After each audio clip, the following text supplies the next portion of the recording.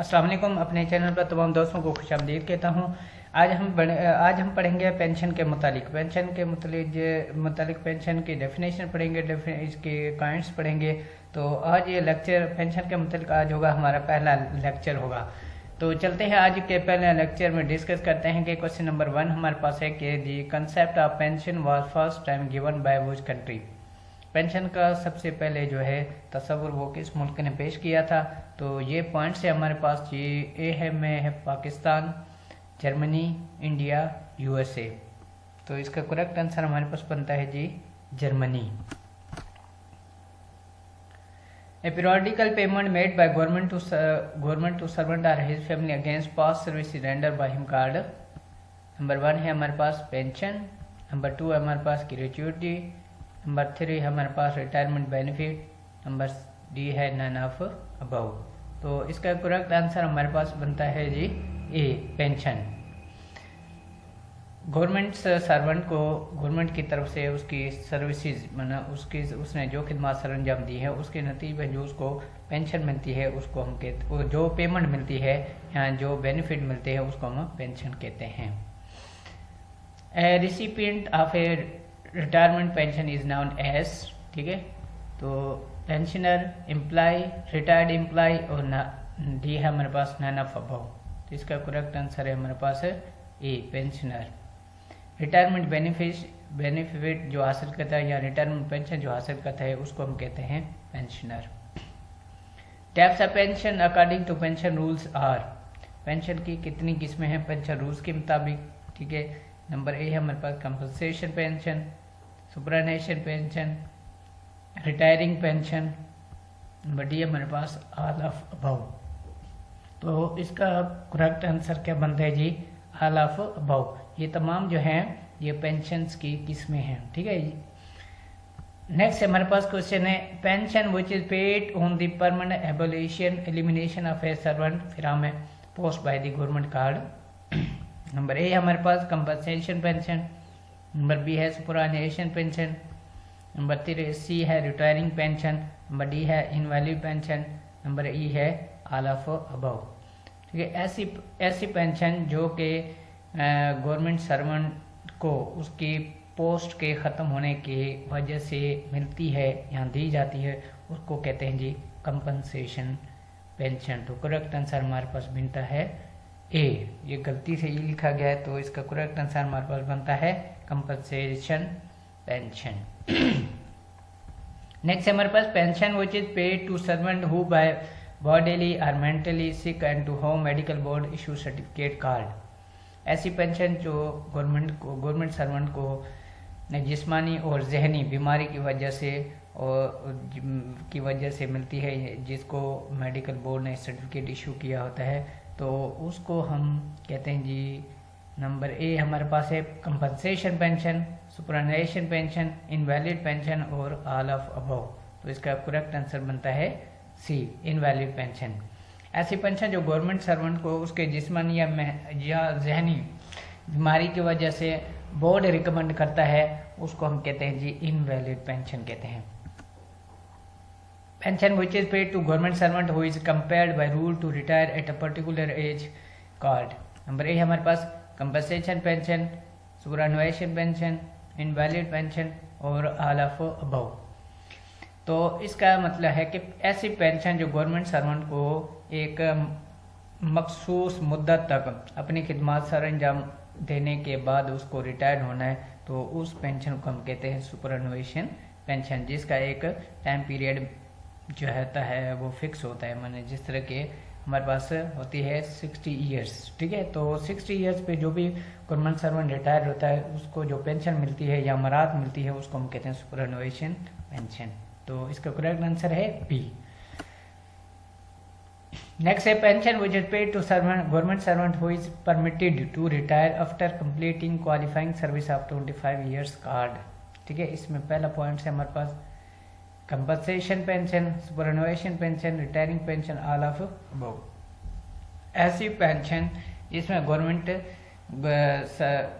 Servant को ये इजाज़त होती है कि वो 25 साल सर्विस को जिसको क्वालिफाइंग सर्विस कहते हैं क्वालिफाइंग सर्विस कंप्लीट करने के बाद उसको इस चीज़ की इजाज़त है कि वो अपनी सर्विसेज को ख़त्म कर सकता है या अपनी सर्विस को टर्न ऑफ कर सकता है। तो इस सूरत में जो भी उसको पेंशन मिलेगी उसको कहते हैं जी रिटायरिंग पेंशन कहते हैं।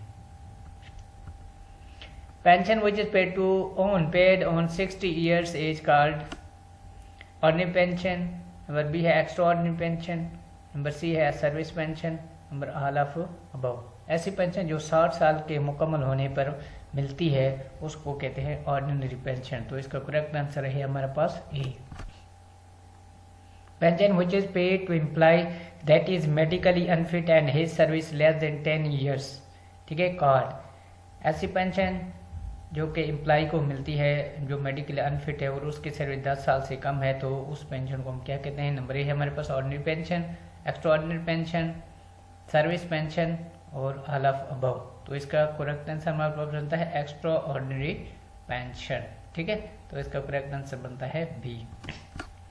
नेक्स्ट है हमारे पास how much amount of pension is paid to servant if he retired on the basis of invalid pension.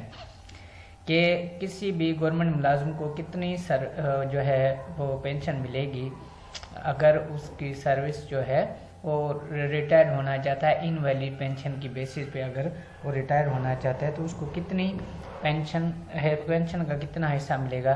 तो नंबर ए है हमारे पास 2/3 of the pension, 3/4 of the pension, 1/4 of the pension.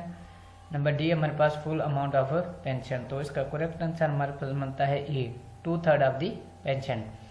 Invalid pension की basis पे अगर कोई government servant retirement लेता है तो उसको जो पेंशन मिलेगी वो मिलेगी 2/3 ऑफ द पेंशन।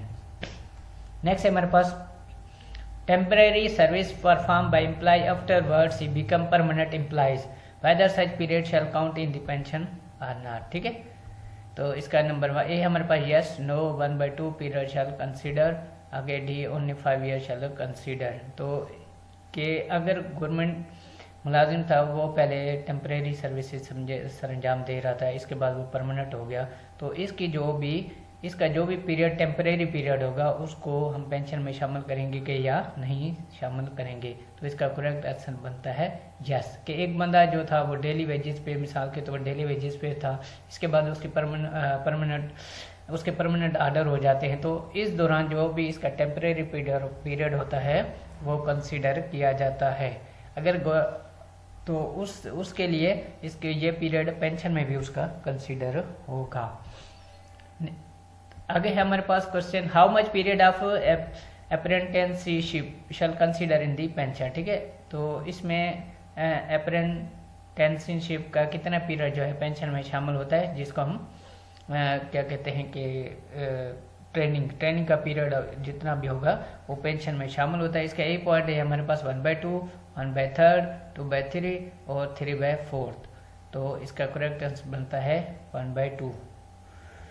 ये वैसे फुल पीरियड इसका इन्वॉल्व होता है, ये मेरा क्वेश्चन में कहीं मिस्टेक है, ये फुल पीरियड इन्वॉल्व होता है। आपने जितनी भी ट्रेनिंग की है अपनी सर्विस के दौरान उसका पूरा पीरियड जो है वो शामिल किया जाता है। If service of probationer subsequently confirmed how much period of probation shall consider, तो इसके लिए है जी full period, but half period, only 2 years और ओनली 4 years, ठीक है। कि अगर प्रोबेशनर पीरियड जो है कंफर्म हो जाता है, मिसाल के तौर इस तरह के अगर एक गवर्नमेंट सर्वेंट जो है उसकी अपॉइंटमेंट होती है उसका 2 साल या 1 साल जो होता है उसका प्रोबेशनर पीरियड होता है। अगर प्रोबेशनर पीरियड के बाद उसके परमानेंट आर्डर हो जाते हैं, ठीक है, तो इसका ये जो प्रोबेशनर पीरियड होता है ये फुली कंसिडर होता है। तो इसका करेक्ट आंसर है a full. Which of the following period shall consider in the calculation of amount of pension? Pension के अमाउंट में या रकम में जो है कौन कौन से पीरियड को शामिल किया जाता है। तो इसमें नंबर 1 ए है हमारे पास time spend by government servant in approve training, ठीक है। कि गवर्नमेंट सर्वेंट ने एक ट्रेनिंग में जितना भी टाइम पीरियड गुजारा है तो पेंशन के अमाउंट में या पेंशन की कैलकुलेशन में ये भी पीरियड इन्वॉल्व होगा, ठीक है। नेक्स्ट है हमारे पास all leaves other than extra ordinary leaves, ठीक है। तमाम लीव्स जो उसने छुट्टियां की हैं, ठीक है, लेकिन एक्स्ट्रा ऑर्डिनरी को निकाल के इसके अलावा उसने जितने भी छुट्टियां हैं वो भी इसकी कंसीडर होती हैं। तो नंबर सी हमारे पास बोथ ए एंड बी। तो करेक्ट इसका आंसर बनता है both A and B. Next है, how much period before employee shall apply to appointment authority about issue of retirement notification, कि कितने पीरियड पहले, मतलब कितना वक्त पहले जो है गवर्नमेंट सर्वेंट ने अपॉइंटिंग अथॉरिटी को एक एप्लीकेशन देनी है कि वो रिटायरमेंट का नोटिफिकेशन उसका इशू करें। तो इसमें कौन कौन से डॉक्यूमेंट कितने पीरियड के बाद, तो पहला पीरियड है हमारे पास जी at least 3 months before date of retirement. Number B है हमारे पास at least 3 years before date of retirement. Number C हमारे पास at least 2 years before date of retirement. Number D हमारे पास नन ऑफ अबव। तो इसका करेक्ट आंसर बनता है at least 3 months before date of retirement. Government मुलाजिम ने जो है रिटायरमेंट का अगर नोटिफिकेशन उसने कम्पिटेंट उस टाइम उसको इशू किया जाता है जब वो अपॉइंटेड अथॉरिटी को एक एप्लीकेशन फॉरवर्ड करता है कि 3 महीने पहले डेट ऑफ रिटायरमेंट से इस रिक्वेस्ट के साथ कि उसके रिटायरमेंट के नोटिफिकेशन, उसकी रिटायरमेंट की नोटिफिकेशन की जाए ताकि वो आगे पेंशन के प्रोसेस में इन्वॉल्व हो सके। ठीक है, तो ये 3 महीने का पीरियड होता है। 3 महीने रिटायरमेंट से पहले उसने ये एप्लीकेशन अपनी अपॉइंटिंग अथॉरिटी को एड्रेस करना होता है। नेक्स्ट है हमारे पास, which of the following documents submitted to apply for retiring notification. Retiring notification जारी करने के लिए गवर्नमेंट सर्वेंट को कौन कौन से डॉक्यूमेंट्स सबमिट जमा करवाने पड़ते हैं। तो इसमें नंबर है हमारे पास photocopy of first 4 page of service book. Number B है हमारे पास मेट्रिकुलेशन सर्टिफिकेट। नंबर सी है हमारे पास national identity card. Number D है हमारे पास no demand certificate, no enquiry certificate. Number E है हमारे पास all of above.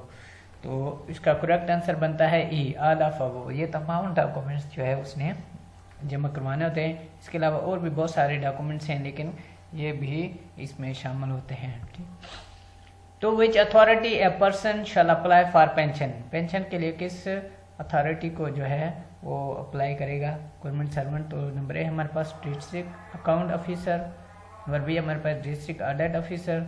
Number C हमारे पास DCO। नंबर सी है ऑल ऑफ अबव। तो इस क्वेश्चन के लिहाज से वैसे तो डिस्ट्रिक्ट अकाउंट ऑफिसर बनता है लेकिन ये वेरी करता है डिपार्टमेंट टू डिपार्टमेंट। ठीक है, अगर कोई जो है किसी डिवीजन या मिनिस्ट्री का है मुलाजिम, ठीक है, उसने तो अपनी अपॉइंटिंग अथॉरिटी को ही एड्रेस करना है। चूँकि डिस्ट्रिक्ट अकाउंट ऑफिसर जो होता है वो किसी का अपॉइंटिंग अथॉरिटी नहीं होता है। ठीक है, ये तो सिर्फ क्या होता है, ये पेंशन से रिलेटेड होते हैं कि इन्होंने पेंशन वगैरह बनानी होती है, कैलकुलेशन करनी होती है।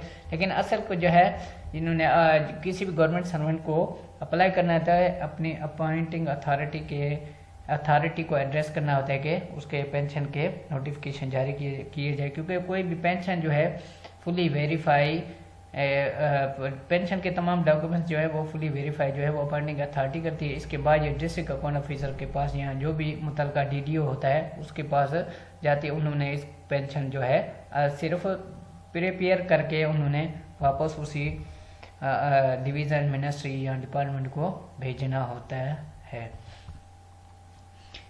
नेक्स्ट है हमारे पास, which of the following the condition must fulfil for qualifying service for pension. ठीक है, कि पेंशन के लिए कौन कौन सी कंडीशनें फुलफिल होनी चाहिए क्वालिफाइंग सर्विस के। तो नंबर ए है कि on the date of taking charge of any office. Number B है हमारे पास employment must be permanent, service must be under government, all of above. तो क्वालिफाइंग सर्विस के को मुकम्मल करने के बाद जो पेंशन के लिए कंडीशनें ज़रूरी हैं वो ये है कि सबसे पहले उसने किसी ऑफिस का चार्ज लिया हो। ठीक है, ये ना कि अपॉइंटमेंट के बाद उसने किसी ऑफिस का चार्ज लिया ही ना हो। तो ऐसी अगर ना लिया तो ऐसी सूरत में वो तो अपनी सर्विसेज को कंटिन्यू नहीं रख सकता। लेकिन ये कंडीशन है कि उसने लाजमी किसी न किसी ऑफिस का चार्ज लिया हो, या ना कोई मेडिकल लीव पे हो तो उसको क्वालिफाइंग सर्विस की कंडीशन लगा के उसको रिटायर किया जाए, ऐसा नहीं होगा। तो किसी चार्ज ऑफिस का चार्ज लेना लाजमी है। वो एम्प्लॉयमेंट उसकी परमानेंट होनी चाहिए। ठीक है, तो डेली वेजेज या कंटीजेंट जो पेड स्टाफ होते हैं उनकी पेंशन कंसिडर नहीं होती। या ऐसे गवर्नमेंट मुलाजिम ऐसे पर्सन जिन्होंने किसी डिपार्टमेंट के साथ एग्रीमेंट के तहत अगर अपनी सर्विसेज अंजाम देते हैं तो उस सूरत में उनको भी पेंशन नहीं मिलती। तो नंबर 2 है हमारे पास कि employ must be permanent, employment का परमानेंट होना लाजमी है। Service must be under government, ठीक है, अंडर गवर्नमेंट भी होनी चाहिए। और ये इसका correct answer all of above. This is end of video. Thanks for watching. Allah हाफिज़।